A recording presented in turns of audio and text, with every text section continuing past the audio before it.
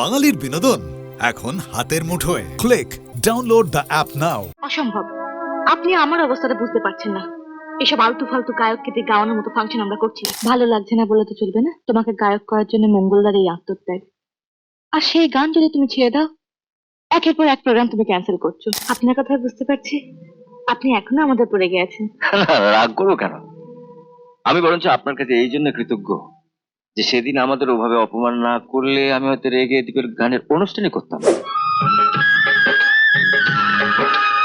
তোচন ঘোষ বলছি। আরে কে? চন্দ্রনাথ? কি ব্যাপার? তুমি নাকি বলেছো যে চন্দ্রাদের কলেজ ফাংশনে তুমি গাইতে পারবে না? এই শিলিগুড়ি যাচ্ছ? না ভাই, এরকম কথা তো ছিল না। আমি তো তোমাকে আগেই বলেছিলাম। ও, অনেক টাকা পাচ্ছ। হুম, টাকাটাই তোমার কাছে বড় হলো। শোনো, শোনো, একদিন আমি তোমাকে সুযোগ দিয়েছিলাম, আর আজকে টাকার জন্য আবেশ। কি হবে বাবা, এই প্রথম কলেজ সোশ্যালের সেক্রেটারি হয়েছে, আর তোচন্দ্রের সঙ্গে কথা বলার পরে চন্দ্রনাথ চৌধুরীর নামটা কার্ডে ছাপা হয়েছে। টাকার জন্য অকৃতজ্ঞ। দাঁড়াও, আমি একবার সুভাষ ভট্টাচার্যকে ফোন করি। ওকে পেলে তোমাদের চলবে তো? চন্দ্রনাথ চৌধুরীর জায়গায় সুভাষ ভট্টাচার্য? কি আর করা যাবে। তাই দেখুন, একটা মেল আর্টিস্ট তো চাই। হুম, সুভাষ ভট্টাচার্য ভালো গাইছে, দেখবে তোমাদের ফাংশন ঠিক জমিয়ে দেবে। ইয়াং ছেলেমেয়েরা তো আজকাল খুব চাইছে। হ্যালো, কে সুভাষ? আরে ভাই, আমি তোচন ঘোষ বলছি। হ্যাঁ রে ভাই, ভালো আছি। এই শোনো, আজকে সন্ধ্যায় ইন্ডিয়া স্কুলে একটা কলেজ ফাংশনে তোমার কি বললে? ও, তুমিও শিলিগুড়ি যাচ্ছ? ঠিক আছে।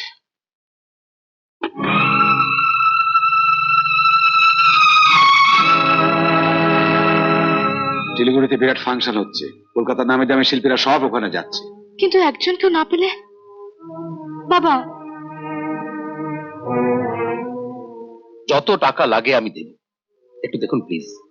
এটা আমার মেয়ের সম্মানের ব্যাপার। একটু জানান।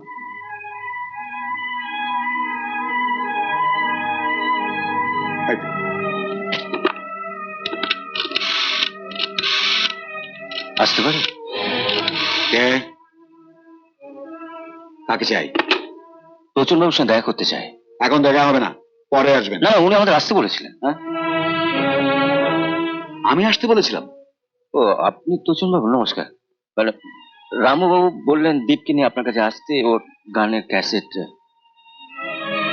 ক্যাসেট? ক্যাসেট? ও ইয়েস ইয়েস ইয়েস ইয়েস, আপনার ভেতরে আসুন। আমার মনে হয় সমস্যাটা মিটে গেছে। আমি এর গান শুনেছি, এক্সেলেন্ট। তুমি একে নিয়ে যেতে পারো।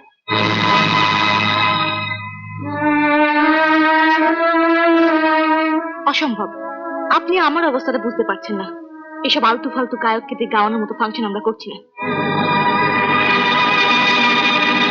মাফ করবেন, বেশভূষা দেখে তো ভদ্রলোকের মেয়ে বলেই মনে হয়। তা কারোর সম্বন্ধে কিছু না জেনে এরকম আজে বাজে মন্তব্য করছেন কেন? আমরা যেখানে চন্দ্রনাথ চৌধুরীকে দিয়ে গাওয়াতে চাইছি, সেখানে কোন একদিন কটা ফাংশনে গিয়েছেন উনি? গায়নি, তবে এবার গাইবে। হ্যাঁ, গিয়ে গিয়ে নিজেকে তৈরি করুক, তারপর আমাদের মতো বড় ফাংশনে। ভালো পোশাক পরে ভদ্রলোকের সঙ্গে মিশে মিশে যেমন ভদ্রলোক হওয়া যায় না, তেমনি শুধুমাত্র ফাংশনে গিয়ে গিয়ে বড় গায়ক হওয়া যায় না। যার বড় গায়ক হওয়া সে এমনিতেই হয়। মঙ্গলদা, আপনাদের কলকাতার বড় ফাংশন মানে তো 100টা মিউজিক হ্যান্ডসের সামনে হাত পা ছুড়ে নেচে কুদে গাওয়া। যদি সত্যিকারের ভালো গান শুনতে চান, আগামী মাসে কার্ড পাঠাবো, আসবেন। চলছে।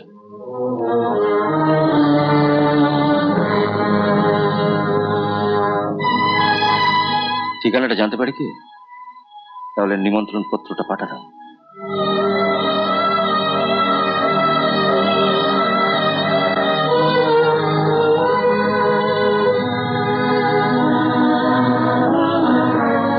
তো চলো, দয়া করে এবার থেকে তখনই কোনো ভদ্রলোককে সেখানে ডাকবেন যেখানে শুধু ভদ্রলোকেরাই থাকে।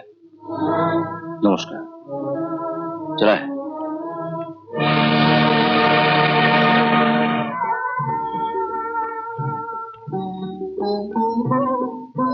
আপনি? হ্যাঁ, আমি সে আলতু ফালতু গায়ক। 11 তারিখে অডিও ভিজুয়াল সেন্টারে আমার একক সঙ্গীত অনুষ্ঠান। আমি নিজে এসেছি আপনাদের নিমন্ত্রণ করতে। আপনি আপনার বাবাকে নিয়ে অবশ্যই যাবেন। হ্যাঁ,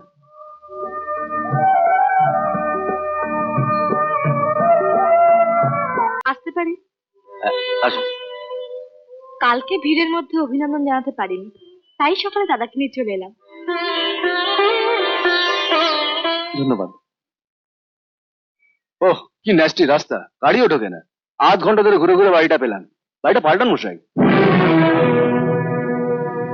আপনারা বড় লোকেরা আমাদের মতো এই গরিবদের হেয় করার স্বভাবটা যদি একটু পাল্টান, তাহলে তো মনে হয় না আমাদের এই বাড়ি পাল্টাবার কোনো দরকার আছে। কি বলেন? আপনার কথা বুঝতে পারছি, আপনি এখনো আমাদের পড়ে গিয়েছেন। না, রাগ করবো কেন? আমি বরঞ্চ আপনার কাছে এই জন্য কৃতজ্ঞ যে সেদিন আমাদের ওভাবে অপমান না করলে আমি হয়তো রেগে দীপের গানের অনুষ্ঠানই করতাম না। আপনারা দাঁড়িয়ে রইলেন কেন? বসুন। বসতে তো বলছেন, কিন্তু ভদ্রলোকেরা এলে তাদের বসার ব্যবস্থা কিছু করেছেন? দাদা, ওনাদের ভালোর জন্যই বলছি। এরপর আমাদের মতন লোকেরা এখানে আসবেন, তা যদি একটু। ঠিক আছে, তুই থাম।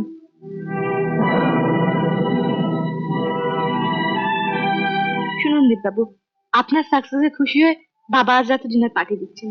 বাবা কয়েকজন জার্নালিস্ট আর ফিল্ম ডিরেক্টর বন্ধুরা আজকে আসছেন। বাবা আপনার সঙ্গে সবার আলাপ করে দিতে চান। তো আপনারা আসছেন তো? হ্যাঁ, নিশ্চয়ই যান। আমি কি করে? কি হলো দীপবাবু, আসুন। তুমি যাও দি, সত্যি তো আমরাও করে গিয়ে কি করবো? তাই তো, কিন্তু যা যা যা। আসুন আসুন আসুন। আসুন, বসুন।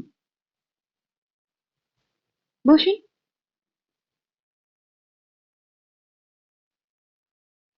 কি ব্যাপার, এত দেরি করলে কেন? আলাপ করে দিই, ইনি হচ্ছেন দীপ চ্যাটার্জি। কাগজে আপনার গানের প্রশংসা পড়ে বেশ কিছু ফাংশন পার্টি আমার সঙ্গে যোগাযোগ করছে।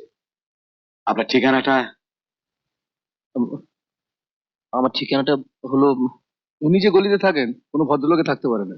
মেইন রোডে গাড়ি রেখে 10 মিনিট পায়ে হেঁটে যেতে হয়। না না, তুমি একটা ফ্ল্যাট ভাড়া নিয়ে নাও। ততদিন না ফ্ল্যাট পাচ্ছ, আমার বাড়িতে থাকো। কিন্তু কোনো কিন্তু নয়, কাল সকালে আমি গিয়ে আপনাকে নিয়ে আসবো। না না, আপনি বুঝতে পারছেন না, আমি তো একা নই। মঙ্গলদা, বৌদি, ওরা ওই বস্তিতে যেমন রয়েছে তেমন থাকবে। অসম্ভব, ওদের ওখানে রেখে আমি এখানে কিছুতেই থাকতে পারবো না। ওই দাদাই তো আমি কলকাতায় নিয়ে এসেছেন, ওর জন্যই তো আজ। অল রাইট অল রাইট, তুমি ওদেরও সঙ্গে নিয়ে এসো। আমার বাড়িটা তো আর ছোট নয়। না মানে, মানেটা নয় বুঝি না, কাল সকালে গিয়ে আপনাদের নিয়ে আসবো। বাবু আপনাদের খাবার রেডি। চলুন ওটা যাক। আসুন। ওরা নিচে বসে আছে, ওদের। ঠিক আছে, চলুন ওদের ডেকে নিয়ে আসি। আমাদের সঙ্গে ওদের বসার কি দরকার? নিচে এক কোণে বসে খাইয়ে দিলেই তো হয়। আপনি বারবার একই ভুল করছেন সুনীল বাবু। মানুষকে হেয় করার স্বভাবটা পাল্টান, নইলে কিন্তু পস্তাতে হবে।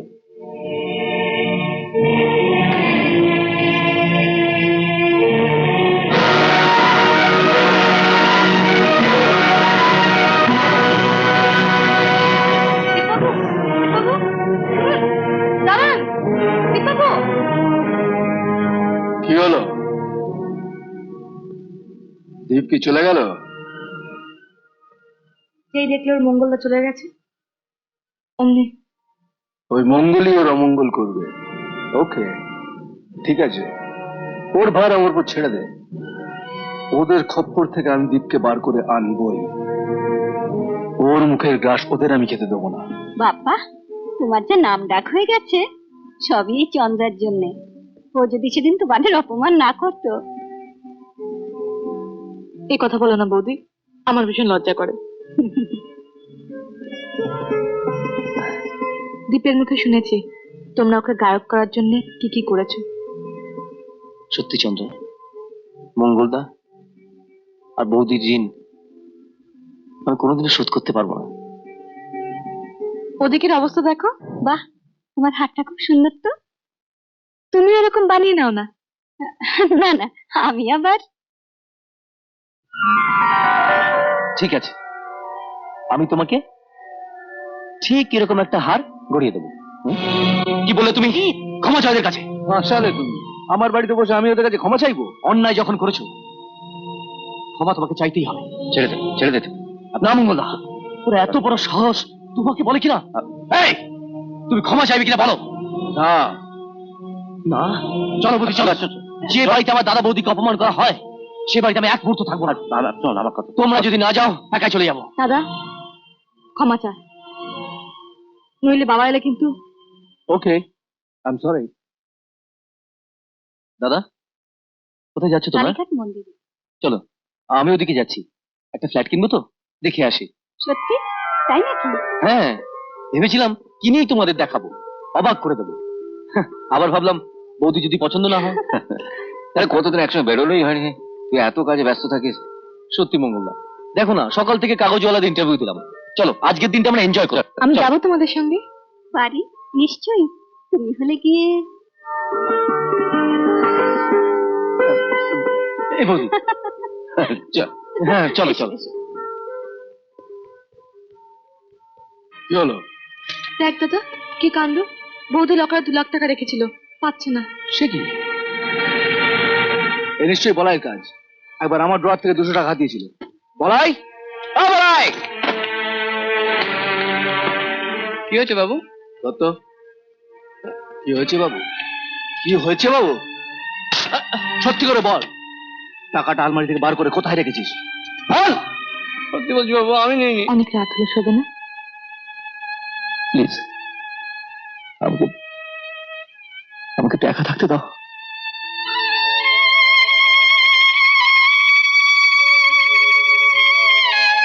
ভালো লাগছে না বলে তো চলবে না। তোমাকে গায়ক করার জন্য মঙ্গলদার এই আত্মত্যাগ, আর সেই গান যদি তুমি ছেড়ে দাও, একের পর এক প্রোগ্রাম তুমি ক্যান্সেল করছো। গাইতে আমার একদম ভালো লাগছে না চন্দ্র।